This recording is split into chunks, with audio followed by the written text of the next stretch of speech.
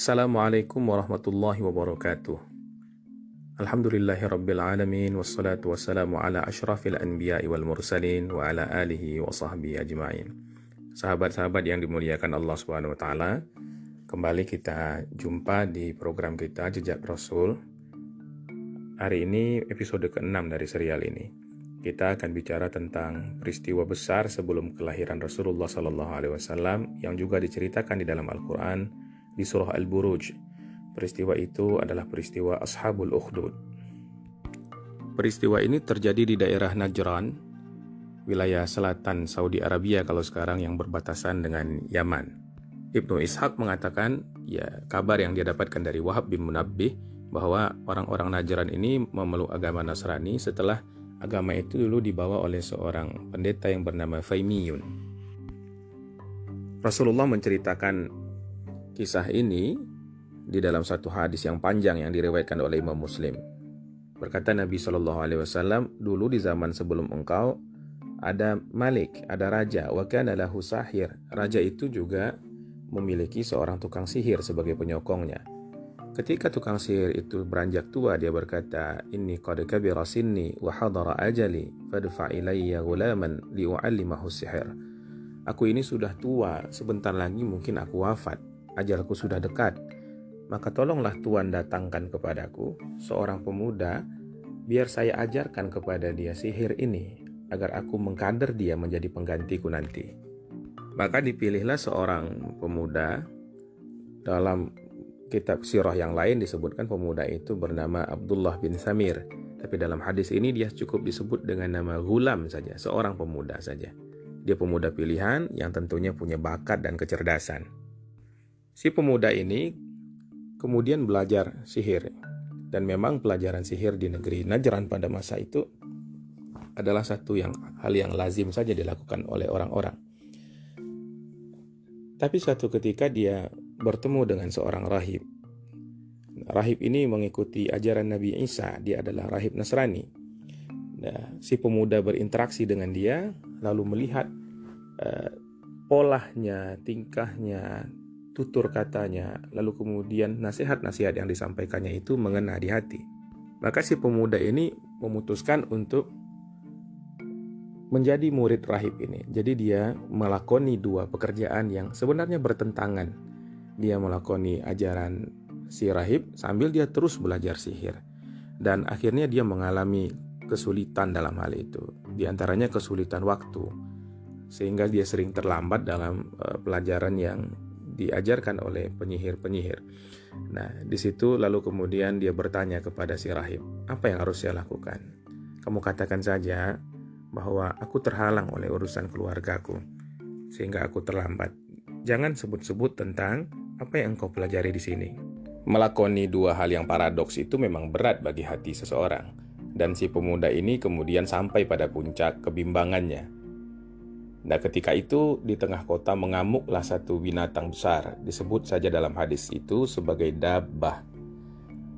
Si pemuda memanfaatkan momen ini untuk istikharah, bukan dalam bentuk sholat, karena mungkin syariatnya belum ada pada saat itu, tapi dia katakan begini, Allahumma in kana amrul rahib ahabbu ilaika wa arda min amri sahir faqtul hadhihi dabbah.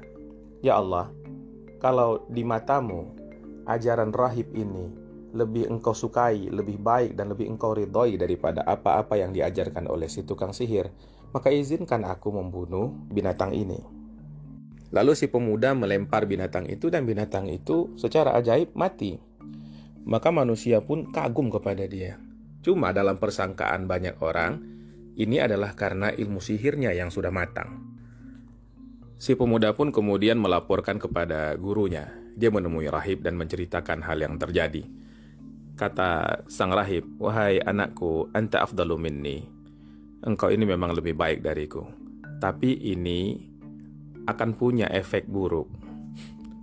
Hal ini akan mendatangkan cobaan bagi kita. Nah, apabila engkau diuji satu hal dikarenakan kabar ini, dikarenakan kemasyhuranmu ini, maka tolong engkau jangan ceritakan apapun tentang aku. Lalu mulailah satu fragmen baru dari kehidupan sang pemuda di mana orang-orang datang kepadanya. Ada orang yang terkena sopak, ada orang yang terkena penyakit aneka macam, lalu minta disembuhkan karena dia dikira ahli sihir yang sangat sakti. Nah, sang pemuda memanfaatkan ini untuk dakwah. Ini penting kita catat bahwa dakwah bilhal, dakwah dengan perbuatan, dengan mendatangkan kemanfaatan bagi orang-orang itu lebih cepat diterima daripada hanya perkataan-perkataan saja.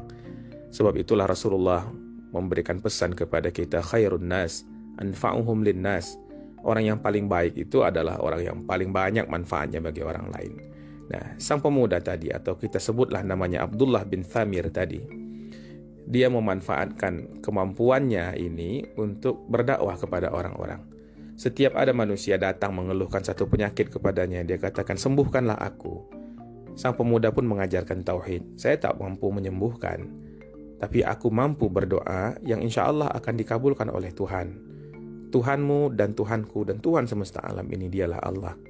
Nah, efeknya apa? Setiap orang yang berobat kepada Abdullah bin Thamir ini, semua orang-orang yang datang itu akhirnya mempertuhankan Allah Subhanahu wa taala. Inilah kekuatan dakwah bilhal. Sampai satu ketika seorang pegawai kerajaan yang buta datang kepada Abdullah bin Thamir lalu mengatakan, sembuhkanlah saya. Dan seperti halnya yang lain juga, dia memperlakukan hal yang sama. Dia katakan, saya tidak mampu menyembuhkan, tapi kalau engkau mau, maka berimanlah kepada Tuhan yang mampu menyembuhkan. Insya Allah kedua matamu akan dibuat kembali melihat. Orang ini setuju. Lalu kemudian Abdullah bin Thamir berdoa kepada Allah Subhanahu wa taala dan Allah kabulkan. Si buta ini dapat melihat lagi. Karena dia adalah pegawai kerajaan, ketika dia datang kembali ke istana, orang-orang heboh. Dia sudah bisa melihat. Dan kabar ini sampai ke telinga raja. Raja bertanya, siapa yang menyembuhkan engkau? Apakah si pemuda itu? Lalu karena dia sudah mendapatkan ajaran tauhid, dia katakan, tidak, yang menyembuhkan saya adalah Tuhan. Tuhan siapa? Rabbi wa rabbukallah. Tuhanku dan Tuhanmu itu Allah. Nah, maka si raja pun murka. Lantas dipanggillah si pemuda tadi. Dia ditanyai dengan hal yang sama, apakah engkau yang menyembuhkan orang-orang ini semua? Dia katakan, ma ashfi ahadan, innama yashfi Allah. Aku tidak bisa menyembuhkan siapa-siapa, yang menyembuhkan itu adalah Allah. Siapa Allah? Allah Tuhanku dan Tuhanmu. Maka si pemuda pun juga disiksa, sampai kemudian dia dipaksa mengakui siapa gurunya. Padahal tadi dia sudah berjanji bahwa tidak akan menyebut-nyebut siapa yang mengajarinya tentang semua hal ini. Singkat cerita, si rahib pun ditangkap, lalu dibawa ke istana, karena dia adalah sumber dari segala ajaran ini. Dia adalah aktor intelektualnya begitu. Maka raja hanya memerintahkan satu hal kepadanya. Engkau tinggalkan keyakinan ini, kembali kepada agama yang resmi di negeri ini. Adapun agama yang resmi di negeri itu, ada pendapat yang berbeda-beda. Ada yang mengatakan Yahudi, ada yang mengatakan ini agama paganis, ada juga yang berpendapat bahwa ini adalah Yahudi yang sudah terinfiltrasi oleh ajaran-ajaran pagan. Allah Subhanahu wa taala a'lam. Tentu saja sang rahib menolak, dan oleh karena itu dia langsung dihukum penggal pada saat itu juga. Sang pemuda langsung ditanyai, apakah kau mau bernasib sama juga? Dia bersikukuh dengan keimanannya. Lalu diperintahkan oleh raja ini para tentara untuk membawa si pemuda ini ke satu bukit yang tinggi untuk dijatuhkan dari sana, untuk menghukum orang-orang yang dianggap merusak tatanan atau melanggar pakem-pakem yang sudah baku di dalam sebuah rezim. Memang biasanya dilakukan hukuman-hukuman yang fenomenal. Agar apa? Agar orang-orang menjadi takut. Ini menimbulkan efek jera pada masyarakat yang lain supaya tidak ikut-ikutan ke dalam ajaran yang dibawa. Ini biasa dalam setiap rezim. Di tengah perjalanan menuju bukit itu, sang pemuda memohon agar diselamatkan oleh Allah Subhanahu wa taala, maka Allah goncangkan bukit itu, terjadilah gempa dan longsor, kemudian para pasukan ini bergelimpangan, jatuh. Para tentara itu pun mati, sementara sang pemuda selamat. Uniknya setelah selamat dia tidak lari, tapi dia kembali ke kerajaan dan dia mengatakan, saya tidak mati. Lalu diperintahkan oleh raja pasukan kedua untuk membawanya ke tengah laut. Para angkatan laut ini disuruh menenggelamkan si pemuda agar tewas diterjang badai, dilamun ombak ataupun dimakan ikan. Tapi kembali Allah menunjukkan kuasanya. Allah datangkan satu gelombang yang hebat sehingga kapal-kapal itu hancur berantakan, sementara si pemuda kembali diselamatkan ke tepi pantai. Dan dia kembali lagi ke istana. Dia katakan kepada sang raja, saya tidak bisa mati. Dan anehnya, dia kemudian mengatakan satu hal yang sebenarnya mesti dia rahasiakan. Engkau tak akan bisa membunuh aku kecuali dengan cara yang aku tentukan. Caranya adalah engkau kumpulkan manusia di sebuah tanah yang lapang. Engkau salib aku di tengah-tengah tanah itu. Engkau ambil anak panah dari sarang panahku sendiri, milikku. Lalu kemudian engkau katakanlah Bismillah Rabbil Ghulam, dengan nama Allah, Tuhannya si pemuda ini. Baru aku akan mati. Kalau engkau tidak lakukan sesuai dengan syarat itu, maka engkau tidak akan pernah bisa membunuh aku. Ini unik ketika seseorang memberitahukan rahasia kematiannya sendiri. Tapi sang raja kemudian mengikuti apa yang disebutkan oleh pemuda ini. Dikumpulkanlah masyarakat banyak di tengah satu padang. Kemudian disaliblah sang pemuda di tengah-tengah. Di depan mereka itu diambil anak panah milik sang pemuda sendiri, lalu dilepaskan ke arahnya. Sebelum dilepas dari busur, diteriakkanlah Bismillah, dengan nama Allah. Anak panah meluncur dan menempel di pelipis sang pemuda, lalu dia memegang pelipisnya, darah mengucur, lalu dia pun syahid. Dia wafat. Apakah cerita berakhir di sana? Justru ini awal cerita. Inilah yang Allah katakan, wala taqulu liman yuqtalu fi sabilillahi amwat. Jangan engkau katakan orang yang terbunuh di jalan Allah itu mati. Bal ahya, bahkan mereka itu hidup. Walakin la tash'urun, cuma rasamu, syuurmu tidak sampai untuk merasakan gelombang kehidupan mereka. Sahabat yang dirahmati Allah Subhanahu wa taala, bermacam-macam makna hidup ini. Di antara makna kehidupan itu adalah ya hidupnya, bersatunya jiwa dengan badan kita ini sebelum ajal sampai. Tapi kehidupan yang lebih esensial lagi adalah kehidupan hati. Itulah yang Allah katakan, awaman kana maitan, apakah orang yang mati, fa ahyainahu, kemudian kami hidupkan, wa ja'alna lahu nuran yamshi bihi finnas, kemudian kami biarkan dia jalan di tengah manusia dengan membawa cahaya. Kama mathaluhu fi zulumati laisa bi kharijin minha, apakah sama keadaannya dengan orang yang senantiasa tidak bisa keluar dari kegelapan. Jadi hati yang hidup, jiwa yang hidup dipenuhi oleh iman adalah kehidupan yang sebenarnya. Sementara orang yang meskipun jasadnya hidup, nyawanya masih ada di dalam badan, tapi tidak membawa keimanan dalam dirinya, maka mereka itu hakikatnya adalah orang-orang yang mati. Para syuhada adalah orang yang paling hidup. Mereka mati di jalan Allah, tapi Allah hidupkan jiwanya, Allah hidupkan namanya, Allah hidupkan efek-efek dari perjuangannya. Melihat kejadian itu, kematian si pemuda, masyarakat yang berkumpul tadi tertegun. Bukannya dia kemarin gak bisa mati, tapi setelah disebutkan nama Allah, dia wafat. Berarti Allah inilah Tuhan yang benar. Lalu mereka pun mengatakan, kami beriman kepada Allah, kami beragama dengan keyakinan yang dianut si pemuda itu. Amanna bi Rabbil Ghulam. Maka sang raja pun terpukul. Dia tadi ingin memberantas agama ini. Dia ingin menghentikan orang dari menyembah Allah Subhanahu wa ta'ala, lalu dia bunuh aktor utamanya. Tapi kematian itu justru menghidupkan agama ini. Memang darah syuhada, darah para martir dalam agama ini menghidupkan ajaran agama ini. Darah mereka adalah darah yang wangi. Pengorbanan mereka bukanlah satu hal yang sia-sia. Mereka adalah sumber-sumber kehidupan baru bagi tumbuh kembangnya agama sepanjang masa. Dan ini juga menjadi pelajaran bagi kita sebagaimana yang dikutip oleh Ali As-Salabi dalam Fiqhun Nasri wa Tamkin. Ayat yang Allah gunakan untuk menjelaskan kejadian ini. Wa ma naqamu minhum illa ay yu'minu billahil azizil hamid. Hal-hal seperti itu, siksaan-siksaan itu tidak ditimpakan kepada mereka, melainkan karena mereka beriman kepada Allah yang maha terpuji. Jadi seringkali permusuhan yang dilakukan kepada orang-orang yang beriman itu adalah permusuhan ideologis, adalah permusuhan yang diakibatkan oleh akidah, bukan yang lain. Adapun hal-hal lain seperti motif ekonomi politik adalah motif luarannya saja. Tapi kebencian syaitan, kebencian para kufar kepada agama, itu adalah kebencian yang memang eksis. Dan itu akan selalu diejawantahkan dalam bentuk permusuhan, baik yang tersirat maupun yang terpendam. Maka sang raja pun murka. Tujuan tidak tercapai, malah rakyatnya pula yang mengingkari agama kaumnya.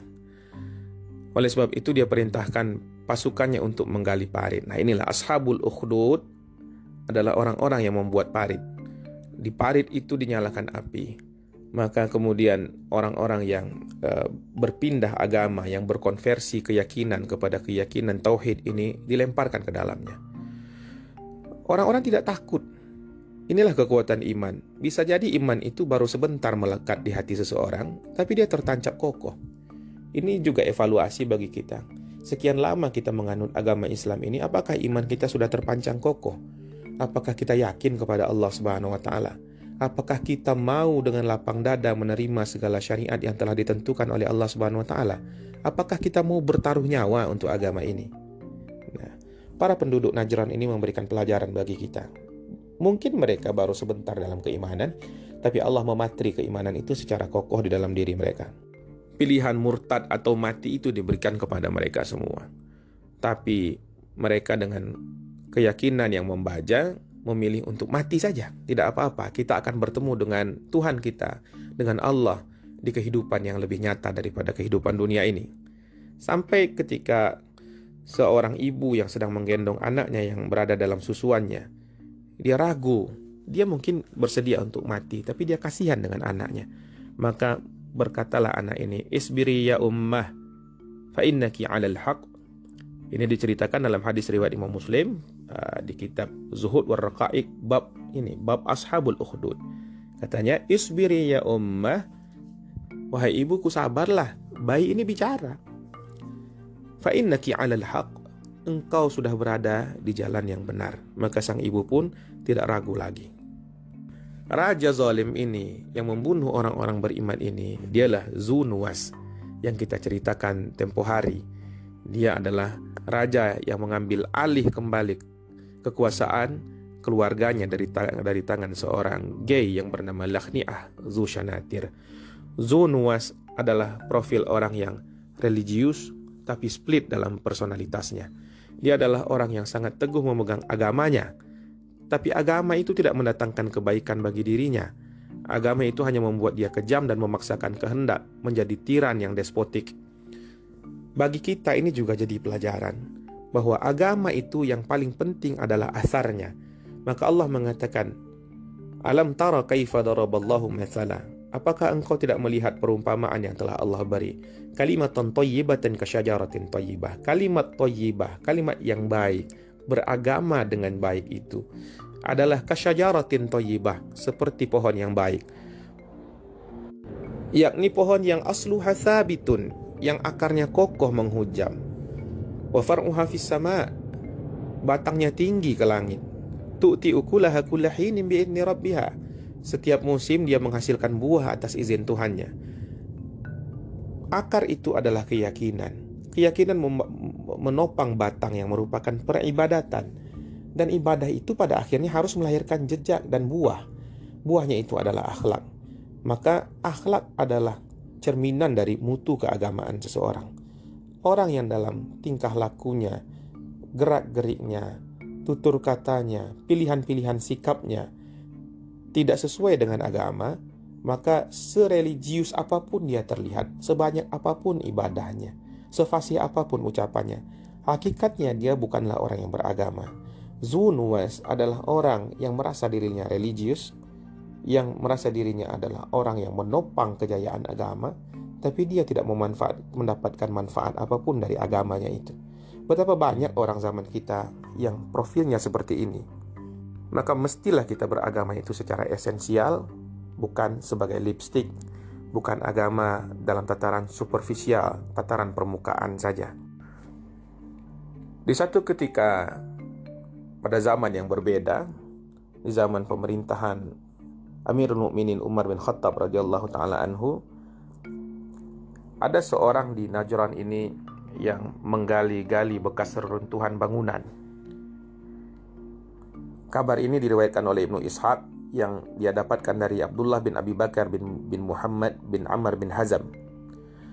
Jadi orang ini menggali-gali sisa reruntuhan itu, lalu dia mendapatkan sesosok jenazah di situ. Jenazah itu dalam keadaan duduk, meletakkan tangan di kepalanya. Ketika tangannya digeser, ada bekas luka yang mengucurkan darah. Jadi masih mengucur darahnya.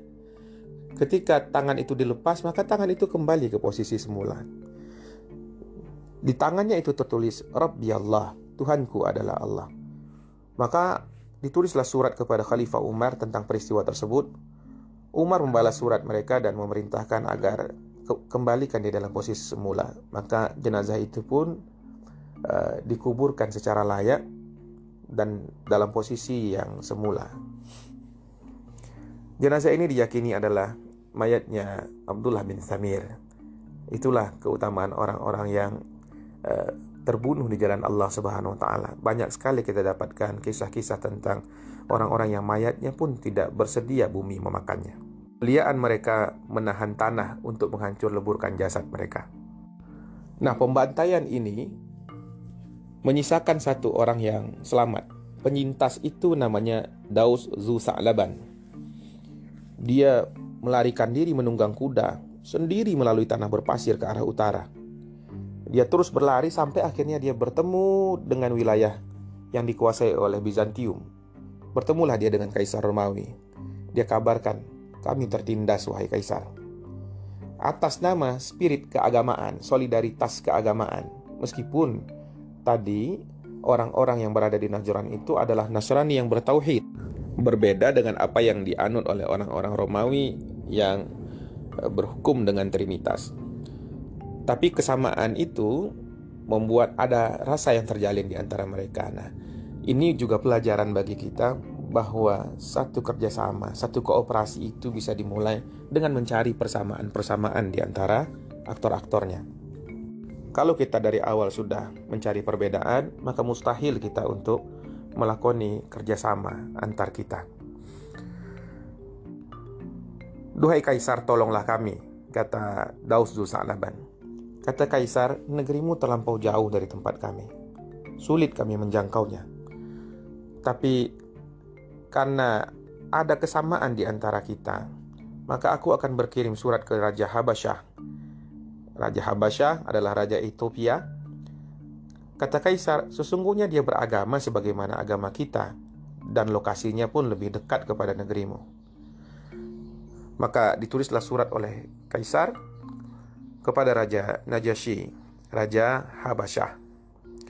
Daus pun datang menemui Raja di Habasyah, dan kemudian Najasyi pun merespon itu dengan sigap. Najasyi mengutus pasukannya. Jumlah pasukan itu tidak tanggung-tanggung, 70.000 orang. Di bawah komando seorang jenderal bernama Aryad. Di dalamnya ada pasukan yang juga pemberani, ada perwira yang hebat, perwira tangguh bernama Abrahah al-Ashram.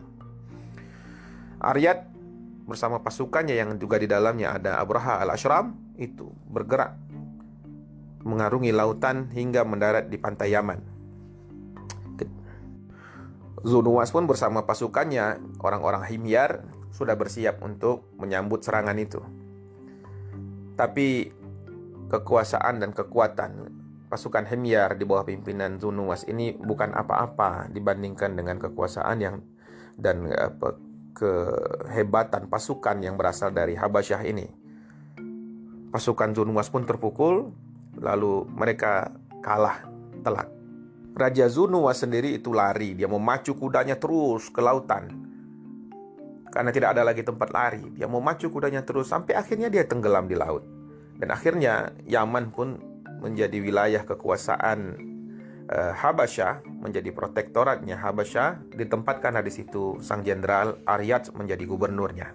Kalau kita merujuk kepada episode sebelumnya dalam kisah Jejak Rasul ini, pada episode kabar-kabar kenabian, Inilah yang dikatakan oleh Sati sang juru ramal kepada Raja Rabi'ah bin Nasir tentang tafsir mimpinya, bahwa orang-orang Habasyah, orang-orang Ethiopia akan menginjakkan kakinya di tanah kalian dan menguasai daerah kalian ini antara Abian hingga Jurash.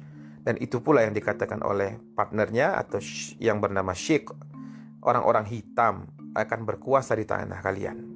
Jadi mimpi itu adalah pertanda. Lanjutan dari mimpi itu apa? Nanti akan ada nabi. Kaum dari nabi itu, pengikut-pengikut nabi itulah yang nanti akan menempati Yaman ini seterusnya hingga akhir zaman. Dan benarlah ribuan tahun berlalu, sampai hari ini pun kita masih menjadikan Yaman sebagai sebuah negeri Islam. Sahabat-sahabat yang dimuliakan Allah Subhanahu wa taala, Aryad pun berdiam di Yaman dalam beberapa tahun sebagai penguasa kawasan. Tapi kemudian terjadi persaingan di dalamnya dengan wakilnya, yakni Abraha al-Ashram. Kekuasaan di Habasyah pun terbelah dua. Ada kelompok-kelompok yang menyokong Aryad, ada kelompok-kelompok yang lebih progresif yang menyokong agar Abraha lah yang menjadi pimpinan di sana karena dianggap lebih layak dan lebih pantas. Sengketa ini kemudian diselesaikan dengan duel pada akhirnya. Abraha keluar. Abraha ini adalah seorang yang dikatakan oleh Ibnu Hisham bertubuh pendek dan gemuk. Sedangkan Aryad itu adalah seorang tinggi besar dan gagah. Dia bersenjatakan lembing. Cuma Abraha sudah memasang siasat. Dia meletakkan seorang pelayannya yang bernama Ataudah di belakang punggungnya, sehingga dia terlindung dari arah belakang. Ketika Aryad menyerang Abraha, lembingnya itu mengenai muka Abraha sehingga bagian alis, hidung, mata, dan kedua bibirnya terbelah. Sebab itulah Abraha bergelar Al-Ashram, seorang yang muka belah begitu. Nah, ketika dia terluka, dari belakangnya muncullah Ataudah yang menikam Aryad. Maka Aryad pun mati dalam pertempuran yang sebenarnya dimenangkan dengan cara yang curang itu. Pada akhirnya pengikut Aryad pun terpaksa menerima kepemimpinan Abraha, dan Abraha pun membayar diat, denda darah atas kematian Aryad. Kabar itu kemudian sampai ke telinga Najasyi, kepada Negus di Habasyah, dan raja pun murka dengan semurka-murkanya. Dia katakan, orang ini, Abraha ini memang sudah melampaui batas. Dia membunuh gubernur. Aku bersumpah akan aku potong ubun-ubunnya. Lalu Abraha pun mendengar kabar itu dan dia gentar. Dia lalu melakukan satu bujukan kepada Najasyi. Dia ambil satu kantong dari kulit diisi dengan tanah dari Yaman. Dia katakan dalam surat yang mengiringi kantong itu, wahai paduka raja, Aryad adalah hambamu, begitu pula saya. Kami beda pandangan, namun kami semua adalah taat pada paduka. Hanya saja aku ini lebih kuat untuk mengendalikan orang Habasyah di Yaman. Aku lebih teliti dan lebih terampil. Aku sudah cukur semua rambut kepalaku tatkala sampai berita padaku tentang sumpah engkau yang akan mencabut ubun-ubunku, wahai raja. Ini aku kirimkan kantong kulit berisi tanahku untuk engkau letakkan di bawah kedua kakimu agar tidak berlaku sumpahmu itu kepadaku. Abraha, selain dia adalah seorang politikus yang piawai, panglima yang ambisius, dia juga adalah penjilat yang hebat ternyata. Ketika surat itu sampai di tangan Najasyi, dia pun akhirnya merelakan hal itu terjadi dan membalas suratnya dengan mengatakan, diamlah engkau di Yaman sampai datang perintahku. Maka pada saat itu, mulai saat itu tinggallah Abraha sebagai gubernur jenderal di Yaman. Nah, Abraha adalah orang yang nantinya menjadi aktor utama penyerangan ke Ka'bah dalam peristiwa peristiwa gajah yang insya Allah akan kita bicarakan esok hari pada episode ke-7 dari Jejak Rasul ini tentang peristiwa gajah atau peristiwa fil. Mudah-mudahan bermanfaat. Assalamualaikum warahmatullahi wabarakatuh.